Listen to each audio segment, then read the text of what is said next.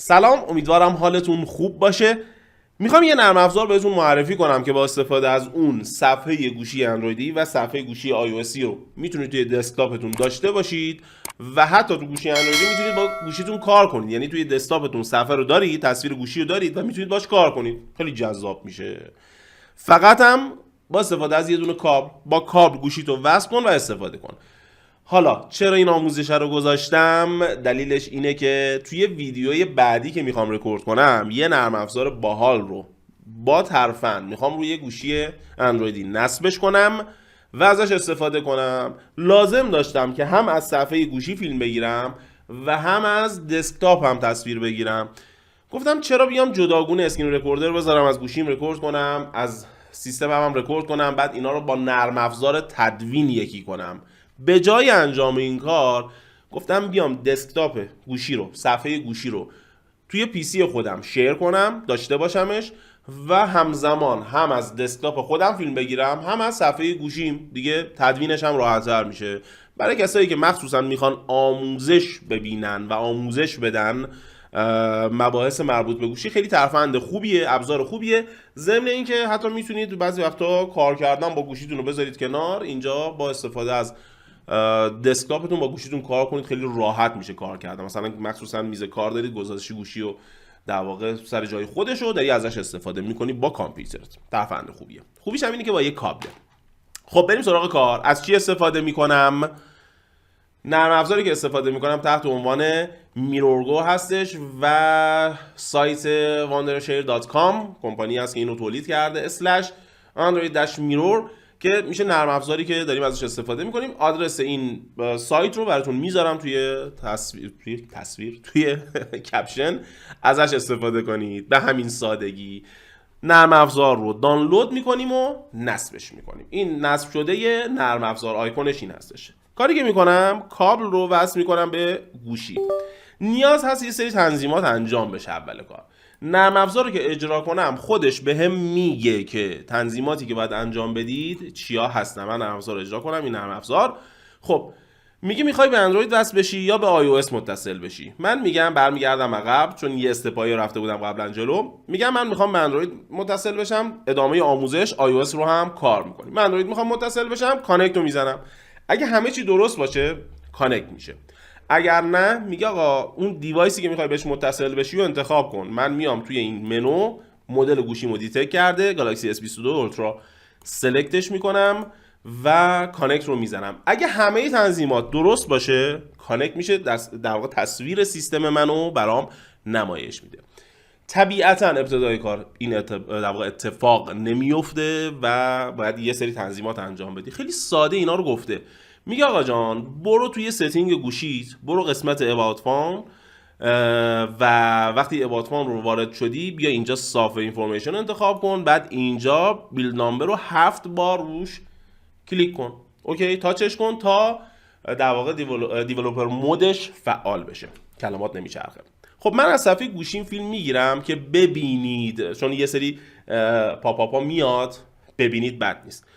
من کاری که انجام میدم اینه که میرم توی ستینگ گوشی، بعد گزینه about phone رو انتخاب میکنم، میرم توی قسمت software information و این گزینه build number هستش که باید باش کار کنم. میگه 7 بار تاچش کنید. 1 2 3 4 5 6 7. خب میگه که آقا جان برای اینکه دیولپر مودت فعال بشه اون پترنی که داری رو بکش. من پترنمو میکشم تا بریم مرحله بعد. الان میبینید که دیولپر مود اینیبل شد، کار انجام شد. ادامه کار چیه؟ نکست که بزنم بهم میگه. یعنی میخوام بهتون بگم همه استپ ها رو خودش تو این تصویر داره نشون میده. میگه حالا برگرد عقب، همون جایی که شما رفتی about phone رو انتخاب کردی یکم بری بالاتر میبینی که گزینه دیولپر آپشن برای شما اومده که دارید میبینید. این رو تاچش کن و چیکار کن؟ تو استپ بعدی میگه USB دیباگینگ رو فعال کن. من میرم اینجا و USB دیباگینگ رو پیدا میکنم و چیکار میکنم؟ فعالش میکنم. کجاست؟ رد شدم ازش یا نه؟ USB دیباگینگ USB دیباگینگ USB دیباگینگ. واقعا چرا من پیداش نمیکنم؟ USB دیباگینگ بعد بالا باشه. وایسا برگردم از اول بیام. USB دیباگینگ اینجاست. این رو اینیبل میکنم. میگه که آقا جان میخوای فعال کنی؟ میگم بله. میگه شیر میکنه و این چیزا، دسترسی ها رو میده و این حرفا. میگم همه چی اوکیه، من اوکی ام. پس کار انجام شد. ببینید من بک زدم، خودش اتوماتیک دسکتاپ منو شیر کرد. یعنی اون پیامی که اینجا دارید میبینید تو تصویر دسکتاپ منه. من الان میتونم از اینجا الو رو بزنم. ببینید دارم کار میکنم با گوشی. ببینید خیلی ساده، من الان در حال کار کردن با گوشی هستم. ببینید من با موس اونور کار انجام بدم، اینجا برام فعال میشه. پس به همین سادگی دسکتاپ اندرویدی شیر شد و میتونم ازش استفاده کنم. دیگه چی از این بهتر؟ دیگه جذابه دیگه. اینم گوشی من. حالا تصویر رو میتونم از کامپیوترم فیلم بگیرم، کار کنم. هر وقتم نیاز به گوشی داشته باشم خیلی راحت میتونم ازش استفاده کنم. این از این داستان. خب من گوشی رو جدا میکنم. این از بحث خدمتتون عرض کنم که گوشی اندرویدی. حالا میریم سراغ iOS. گوشی iOS رو من چیکار میکنم؟ متصل میکنم با کابل تایپ C. میخواستم iOS متصل کنم. گوشی iOS رو متصل میکنم به دستگاه. اوکی. من اسکرین رکوردر گوشی من فعال کنم، به خاطر اینکه خدمتتون عرض کنم یه جاهایی رو ممکنه بخوام تو گوشی نشون بدم، بد نیست این داستان. اسکرین رکوردر گوشی من فعال شد. این کابل آیفون رو هم متصل میکنم و گوشی بهش متصل میشه. حله. میگه آقا iOS میخوای وصل کنی؟ میگم بله iOS میخوام کار کنم. میگه آقا جان iOS که میخوای نصب کنی، کابل که متصل کردی اون در واقع نوار ابزار رو بیار پایین و توی این قسمت اسکرین میرور رو انتخاب کن. میرورینگ صورت میگیره. یعنی من میام اینجا، این رو میارم پایین، گزینه این دوتا مستطیله رو تاچ میکنم، این صفحه میاد. خیلی راحت تاچش میکنم، انتخاب میکنم گزینه رو و میره برای فعال شدن. میگه چی؟ میگه نمیتونم با این کانکت بشم. یه بار من دوباره میام چیکار میکنم؟ اجراش میکنم. اگه نشد نرم افزار رو میبندم، نرم افزار یه بار ببندم، دوباره نرم افزار رو اجرا کنم که کار از اول شروع بشه. نرم افزار رو دوباره اجرا کنیم، چون شاید مثلا قبلش به گوشی اندرویدی متصل بود، بلا فاصله آوردمش سراغ iOS، برای همین این اتفاق افتاد. خب یه بار دیگه این کار انجام میدم. دوباره میام اینجا تاچ میکنم و میرورگو رو انتخاب میکنم تا ارتباطم با سیستم برقرار بشه. من ازش اسلوب جالبه که براش میگه نمیتونم چیز کنم، کانکت بشم به لپتاپ. یه بار کابل رو جدا میکنیم، دوباره کابل رو وصل میکنیم، شاید مشکل حل بشود. خب یه بار دیگه تاچ میکنم تا این شیرینگ صورت. من حالا جالب اینجاست که بارها ازش استفاده کردم، حالا نمیشه. اشکال نداره. من الان کاری که انجام میدم اینه که این اسکرین رکوردرم رو استاپ کنم اینجا، یه بار دیگه برم تو همون قسمت، همون گزینه رو انتخاب کنم. شاید مشکل به خاطر این بود که همزمان داره رکورد میکنه از تصویرم. دقیقا مشکل همین بود.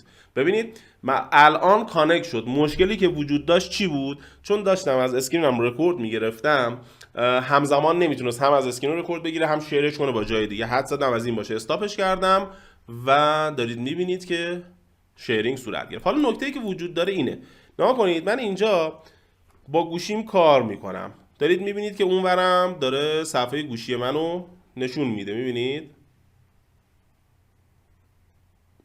اوکی.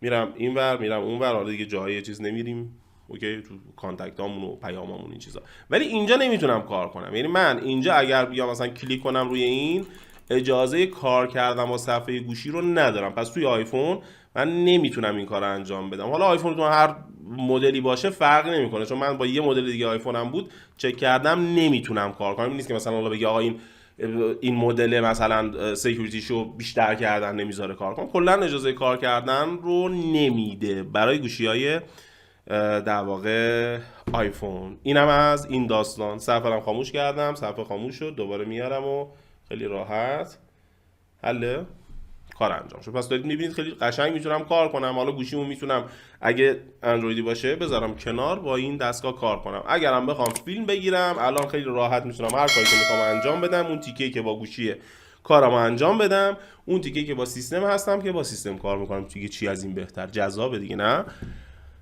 خب امیدوارم از این ویدیو خوشتون اومده باشه. با اون کسایی که نیاز دارن به اشتراک بذارید و سابسکرایب کنید، کامنت بذارید. قلب قرمز بذارید و خلاص اینکه حمایت کنید. درود بر شما، منتظر ویدیوی بعدی بشید که خیلی جذابه. خدا نگهدار.